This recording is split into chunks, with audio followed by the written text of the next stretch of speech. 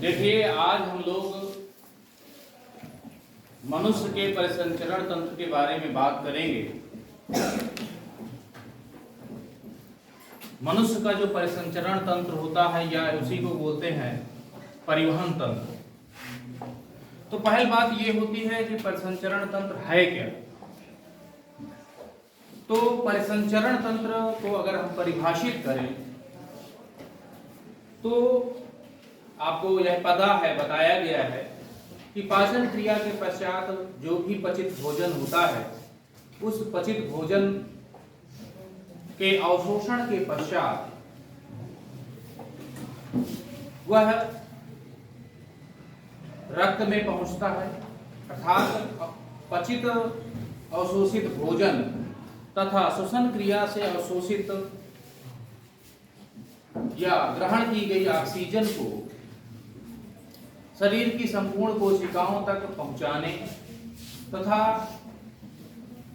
शरीर की संपूर्ण कोशिकाओं से उत्सर्जित पदार्थ जैसे कार्बन डाइऑक्साइड है, नाइट्रोजनस पदार्थ, यूरिया वगैरह, यह उत्सर्जित पदार्थ हैं जो शरीर के लिए हानिकारक होते हैं। ऐसे पदार्थों को उनके गंतव्य स्थान तक पहुंचाने के लिए जिस तंत्र की हमें आवश्यकता होती है उसे हम परिसंचरण तंत्र या संवहन तंत्र कहते हैं।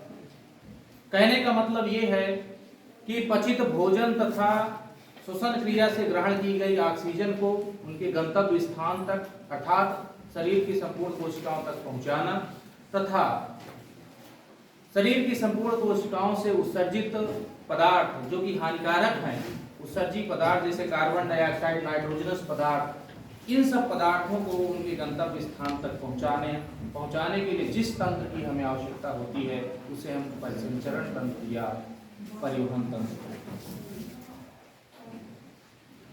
अब बात करते हैं मनुष्य के परिसंचरण तंत्र की। यदि हम बात करें तो मनुष्य का परिसंचरण तंत्र को हम दो भागों में बांटते हैं, ब्लड वेस्कुलर सिस्टम या ब्लड सर्कुलेटरी सिस्टम, और दूसरा होता है लिम्फेटिक वेस्कुलर सिस्टम और लिम्फेटिक सर्कुलेटरी सिस्टम। हिंदी में बोलते हैं इसको रक्त संवहन तंत्र या रक्त परिसंचरण तंत्र, दूसरे को बोलते हैं लसिका संवहन तंत्र या लसिका परिसंचरण तंत्र के नाम से जानते हैं। इतनी बात समझ में, यानी कि मनुष्य का परिसंचरण तंत्र जो होता है दो भागों में बांटकर अध्ययन करते हैं, यानी कि दो प्रकार का होता है। ऐसे समझ सकते हैं मनुष्य का जो परिसंचरण तंत्र होता है दो प्रकार का। अब हम यहाँ पर बात करेंगे, पहला नंबर है ब्लड वेस्कुलर सिस्टम या ब्लड सर्कुलेटरी सिस्टम, अर्थात रक्त संवहन तंत्र या रक्त परिसंचरण तंत्र।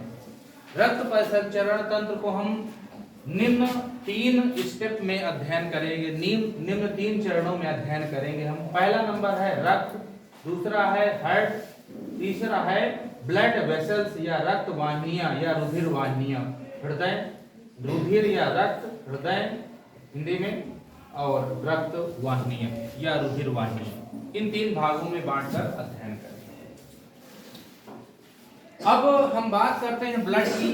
रक्त के बारे में आपको पहले पढ़ाया जा चुका है। रक्त एक तरल संयोजी ऊतक है जिसको हम ऊतक वाले चैप्टर में आपको पढ़ा चुके हैं।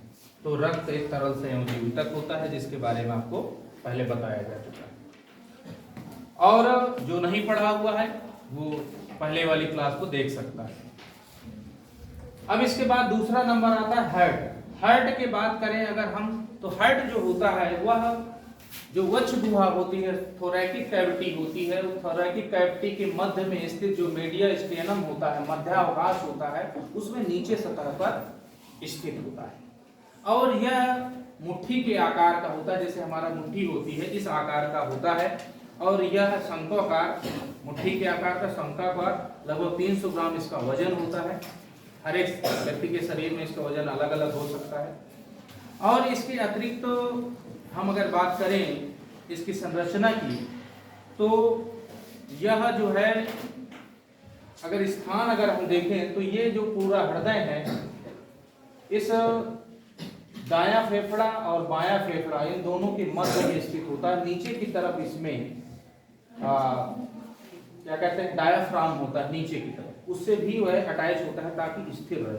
यानी कि आप कह सकते हो बाएं और दाएं फेफड़े के मध्य में जो मीडिया स्टेनम होता है, मध्यावकाश होता है, वहां पर यह स्थित होता है। इतनी बात समझ में आई। अब इसकी संरचना की अगर बात करें हम, तो इसकी वाय संरचना अगर देखी जाए तो वाय संरचना में हम देखते हैं कि यह जो है एक झिल्ली द्वारा घिरा हुआ होता है, दोहरी झिल्ली से घिरा हुआ होता है। इस झिल्ली को हम पेरिकार्डियम के नाम से जानते हैं या हृदय आवरण हिंदी में बोलते हैं। पेरिकार्डियम से घिरा हुआ होता है।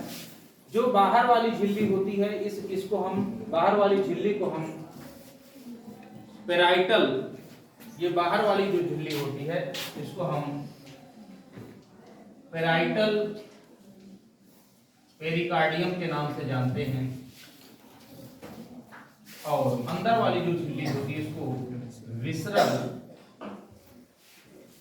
पेरिकार्डियम के नाम से जानते हैं। पेरिकार्डियम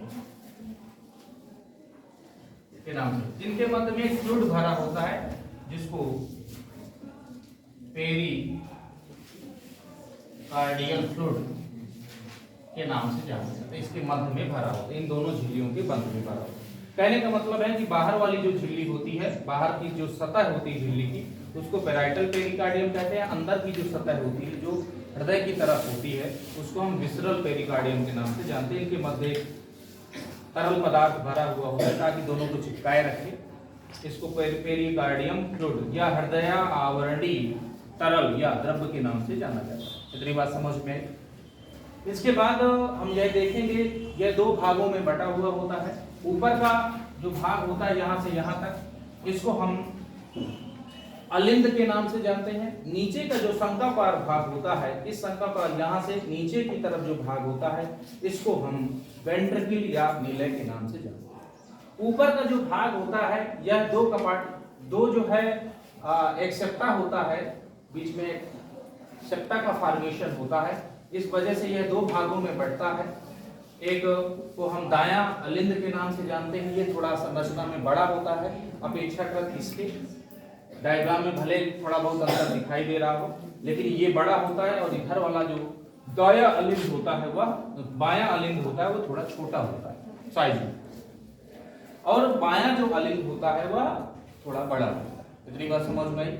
जो निलय होता है वह निलय भी दो भागों में बटा हुआ होता है। बीच में ये यहाँ दिखाया गया है, ये सेप्टा है, सेप्टम का फॉर्मेशन होता है। एक तरह से कह सकते हो कि दीवार टाइप हो जाती है साधारण वे में।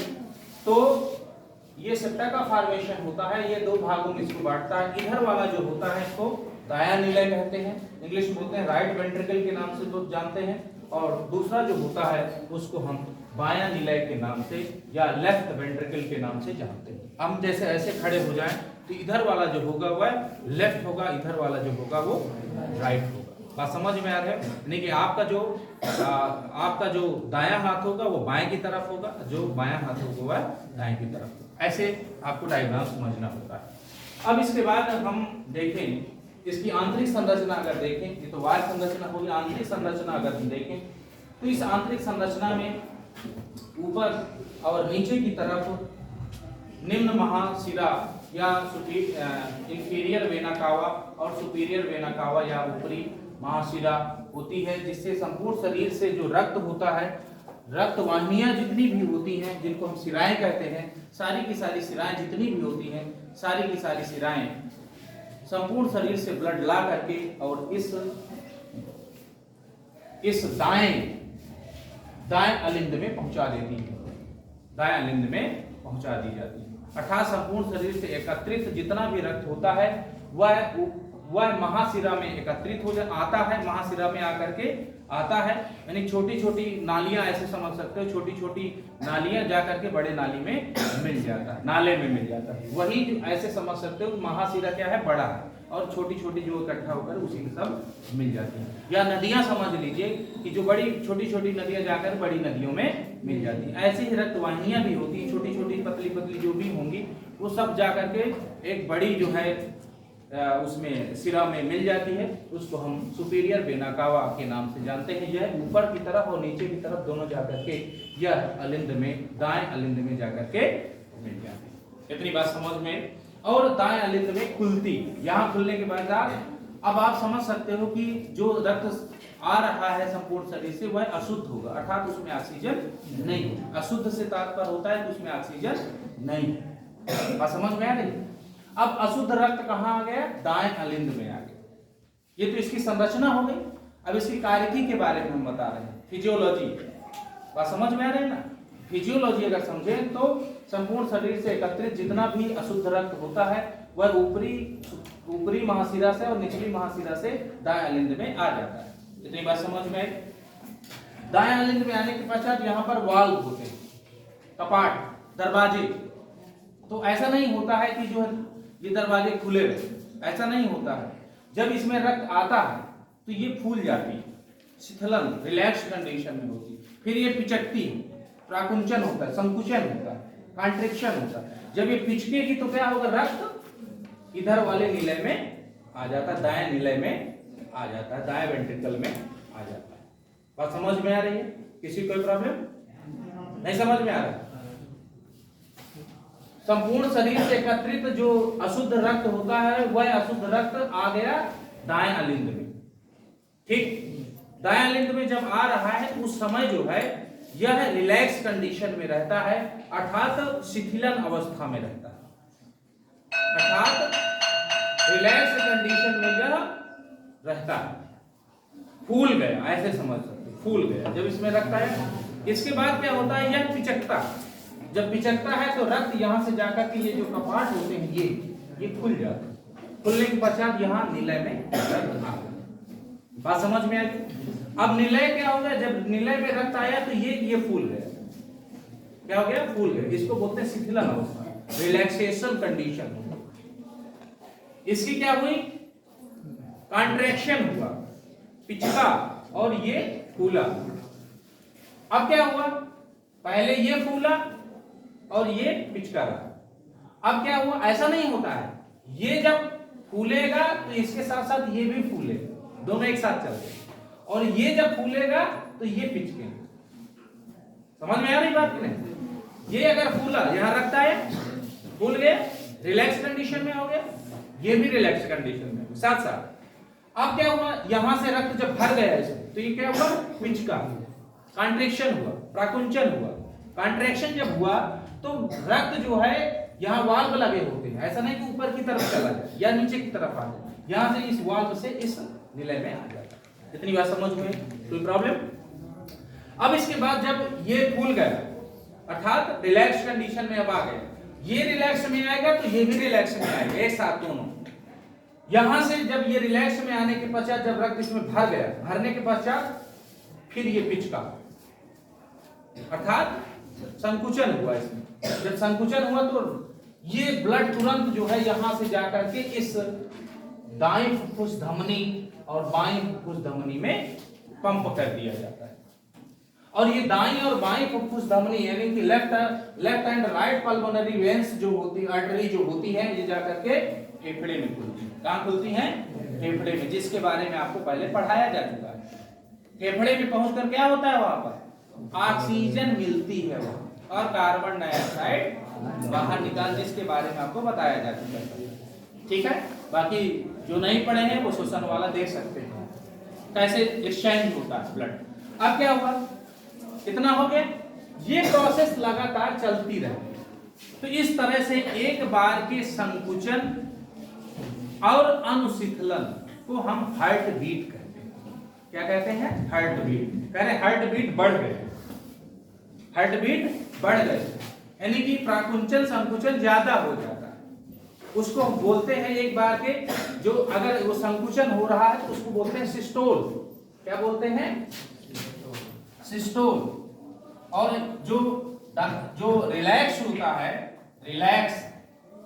रिलैक्स होता है, ये कॉन्ट्रैक्शन होता है, संकुचन होता है या प्राकुंचन होता है, इसको सिस्टोल बोलते हैं, डायस्टोल।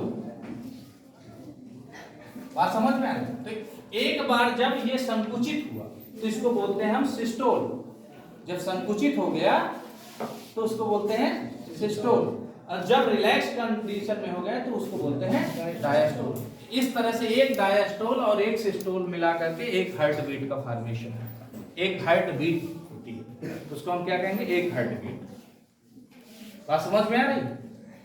हृदय की धड़कन क्या बोलते हैं उसको, एक हृदय की धड़कन। एक बार सिस्टोल और डायस्टोल अगर होगा तो दोनों को सामूहिक रूप से हम बोलेंगे कि एक हृदय की धड़कन हुई। इतनी बात समझ में है? तो आप यह देखते हो कि मनुष्य, सामान्य मनुष्य का हृदय कितनी बार धड़कता है, 72 बार एक मिनट में। अब 72 बार धड़का, खैर यहाँ पर अब जो रिलैक्स होता है उसका अगर मापा जाए तो वह 80 होता है। कितना होता है, 80 बारे जब मापा जाता है। एक उसको मापने का यंत्र होता है ना, अभी उसके बारे में आपको बताएंगे। और जो वो होता है सिस्टोल होता है, कॉन्ट्रैक्शन वो 120 होता है सामान्य, तो 120 और 80 ये सामान्य मनुष्य की 120 सिस्टोल, और दूसरा जो होता है डायस्टोल वो 80।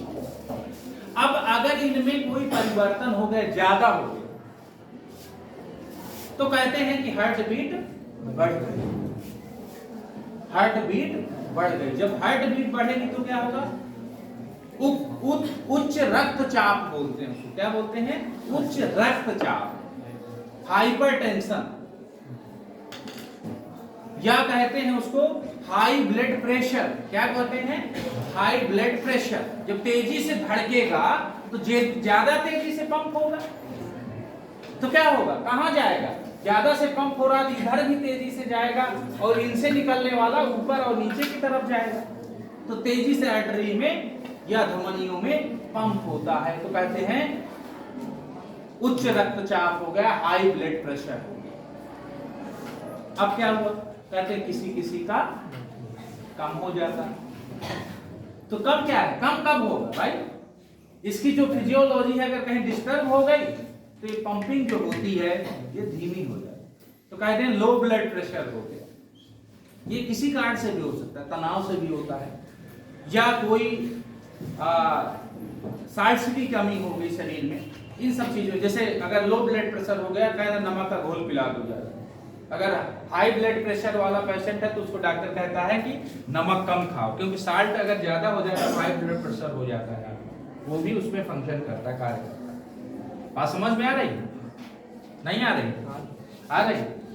अब देखिए, अब यहाँ पर हम देखें कि यहाँ से कहाँ गया, फेफड़े में पहुंच गया।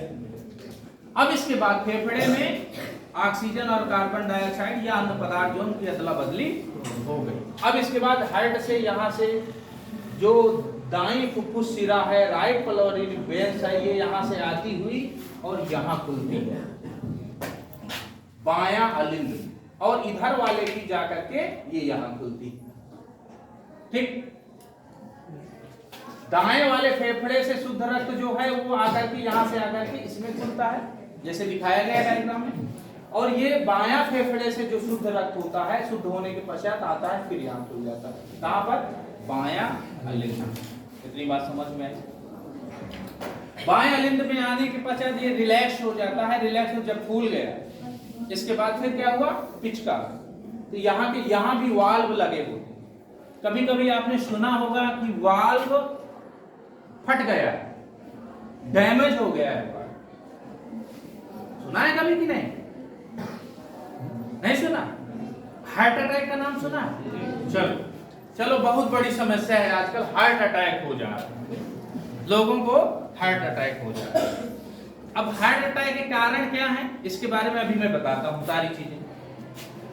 देखिए यहां पर जो है, अब यहां ब्लड आए, ब्लड आने के पश्चात जब ये फूल गया, फूलने के पश्चात जब ये पिचकेगा तो ब्लड आकर के इस बाएं निलय में, लेफ्ट वेंट्रिकल में जाकर के पहुंच जाता है। ये फूल गया तो फिर ये जब पिचकेगा तो जाकर के ये महाधमनी में, और ये नीचे की तरफ जो महाधमनी है डिसेंडिंग एआर्टा के नाम से, और इसको ऊपरी या अपर एआर्टा के नाम से जानते हैं, इससे संपूर्ण शरीर में रक्त से पहुंचा दिया जाता है। कितनी बात समझ में आ गई? एक बार फिर से समझ लीजिए, संपूर्ण शरीर से एकत्रित जितना भी रक्त होता है, सारा का सारा रक्त एकत्रित होने के पश्चात सुपीरियर वेना कावा और इंफीरियर वेना कावा से होता हुआ दायां अलिंद में पहुंचता है। जब दाएं अलिंद में पहुंचता है तो यहाँ पर एकत्रित हो जाता है। एकत्रित होने के ये फूल जाता है, रिलैक्स कंडीशन में होता है। फिर क्या होता है, जब यह पिचकता है तो रक्त निलय में आ जाता है, दायां निलय में आ जाता है, दाएं वेंट्रिकल में आ जाता है। जब यह पिचकता है तो रक्त फिर पल्मोनरी जो आर्टरी होती है उनसे होता हुआ लंग्स में या फेफड़े में जाता है, दोनों तरफ, इधर भी जाता है और इधर भी जाता है। यहाँ पर ऑक्सीजन और कार्बन डाइऑक्साइड की अदला बदली होती है, जिसके बारे में हम रेस्पिरेटरी तंत्र या श्वसन तंत्र के बारे में आपको बता चुके कैसे अदला बदली। जब शुद्ध रक्त आ गया तो इसके बाद फिर इन बाएं फुफ्फुस शिरा और दाएं फुफ्फुस शिरा से या लेफ्ट पल्मोनरी वेन्स के माध्यम से ये जा करके दाएं अलिंद में ये इधर से खुलता है और ये इधर से खुलता है। उधर वाले का यहाँ से आता हुआ यहाँ आ जाता है, जैसे हरे कलर में दिखाया गया धानी कलर से, और यहाँ आ जाए। यहाँ ये क्या हो गया, फूल गया रिलैक्स कंडीशन में। बात समझ में आ रही है? इसको बोलते हैं डायस्टोल। क्या हो गया, डायस्टोल।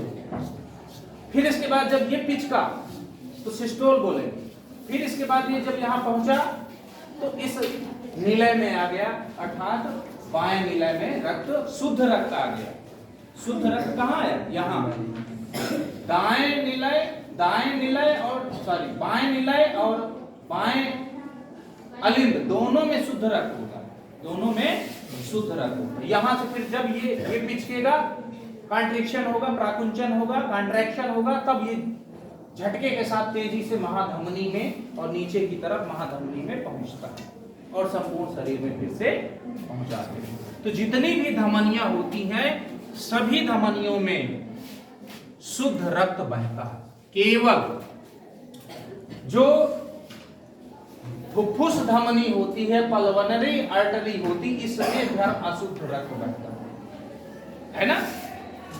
यहाँ पर आप देख रहे हो सभी धमनियों में शुद्ध रक्त, ये धमनी है और ये धमनी, इन सब यह संपूर्ण शरीर की जितनी भी धमनियां सब में शुद्ध रक्त बहता है। लेकिन केवल जो फुफ्फुस धमनी होती है उसमें अशुद्ध रक्त होता है। अशुद्ध मतलब उसमें कार्बन डाइऑक्साइड मिक्स।